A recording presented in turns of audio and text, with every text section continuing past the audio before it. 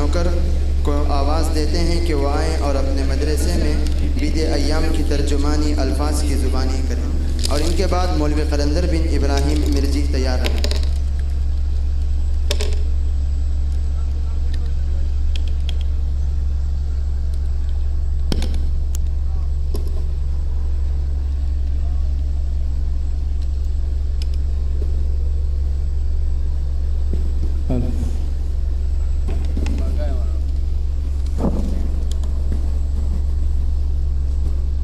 بسم الله الرحمن الرحيم الحمد لله رب العالمين والصلاة والسلام على سيد الأنبياء والمرسلين وعلى آله وصحبه أجمعين أما بعد۔ صدر جلسہ، اساتذہ کرام، مہمانان عظام اور میرے عزیز ساتھیوں، السلام علیکم ورحمۃ اللہ وبرکاتہ۔ آج میرے لیے بڑی خوشی و مسرت کا موقع ہے کہ اس عظیم نعمت سے مالا مال ہو رہا ہوں۔ میں اس موقع پر سب سے پہلے اس رب کریم کا شکر بجا لاتا ہوں جس کے فضل و کرم اور اسی ہی کے احسانات کے بدولت میں آج آپ حضرات کے سامنے کھڑا ہوں اور وارثین انبیاء میں میرا شمار ہونے جا رہا ہے۔ معزز حضرات، وقت کم ہے، گفتگو دہرائے کیا۔ میری پیدائش کمٹا کے ایک گاؤں ونڑی میں ہوئی۔ اس وقت نہ تو میرے گھر میں دینی ماحول تھا اور نہ ہی میرے گاؤں میں بدعات و خرافات کا چرچا تھا اور نماز تک کا ماحول نہیں تھا۔ میری تعلیم کا آغاز ایک عصری اسکول گڈ کاگل کے توحید ہائی اسکول سے ہوا۔ میں نے وہاں تیسری جماعت تک اچھے نمبرات سے کامیابی حاصل کی۔ پھر کچھ وجوہات کی بنا پر مجھے وہ اسکول چھوڑنا پڑا اور نہ چاہتے ہوئے بھی میرا داخلہ میرے والد صاحب نے گاؤں کے کنڑا اسکول میں کرا دیا۔ اس وقت مجھے نہ تو کنڑا زبان سمجھ میں آتی تھی اور نہ ہی بولنے آتی تھی، اس لیے کچھ دن تو اسکول میں روتے دھوتے گزر گئے۔ پھر کچھ سمجھ میں آنے لگا تو میں نے 4 سال کنڑا اسکول میں گزارے، جس کا فائدہ یہ ہوا کہ مجھے کنڑا زبان زیادہ سمجھ میں آنے لگی۔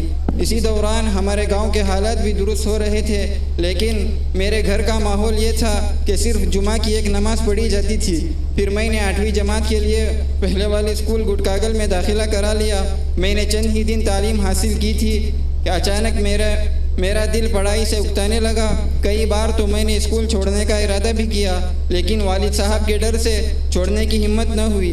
اسی طرح دن گزرتے گئے۔ انہی دنوں اللہ کا کرنا ایسا ہوا کہ میرے والد صاحب کی ملاقات گاؤں کے ایک داعی سے ہوئی، جو میرے والد کو اپنے ساتھ اللہ کے راستے میں 40 دن کے لیے لے کر نکل گئے۔ پھر جب میرے والد صاحب جماعت سے لوٹے تو انہوں نے یہ ارادہ کیا کہ اپنے فرزند کو دینی تعلیم سے آراستہ کرے۔ چنانچہ جیسے ہی میری 8ویں جماعت کی تعلیم مکمل ہوئی تو میرے والد نے میرا داخلہ بھٹکل کے مدرسہ تینگن گنڈی درجہ حفظ میں کرایا۔ میں نے وہاں محنت سے پڑھائی کی اور 2.5 سال میں نے حافظ عباس جمکار کے پاس حفظ مکمل کر لیا، اور اس طرح بفضل اللہ میں اپنے خاندان کا پہلا حافظ قرآن بن گیا۔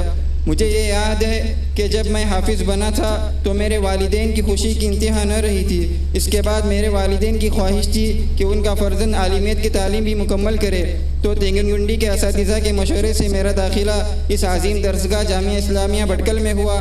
یہاں پر میں شروع کے 2 سال اچھے نمبرات سے کامیاب ہوا، لیکن جب عربی بنجم میں پہنچا تو میرے دل میں پھر سے وسوسوں نے جنم لیا۔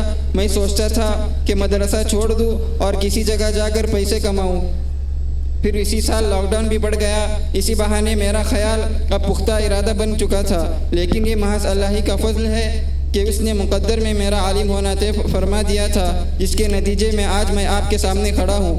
فالحمدللہ الذی بنعمتہ تتم الصالحات۔ اس وقت میں تینگن گنڈی کے بھی اور اس جامعہ کے بھی تمام اساتذہ کا، اور خاص کر ان اساتذہ کا جنہوں نے مجھے پڑھایا ہے، دل کی گہرائیوں سے شکر گزار ہوں، خصوصاً مولانا یاسین نائتے کا، جنہوں نے مجھے اپنے دوست کی طرح انشاء پڑھایا ہے۔ نیز میرے مشفق نگراں حضرت مولانا فواز صاحب، مولانا مذکر صاحب اور مولانا عبد المحیط صاحب وغیرہ کا بھی شکر گزار ہوں کہ انہوں نے مجھے اپنے بیٹی کی طرح سنبھالا ہے۔ اس وقت میں اپنے والدین کو کیسے بھول سکتا ہوں کہ انہی کی دعاؤں کے نتیجے میں یہاں تک پہنچا ہوں، اور خاص طور پر میرے والد صاحب کو، جنہوں نے کبھی کسی چیز کی کمی کو محسوس نہیں ہونے دیا۔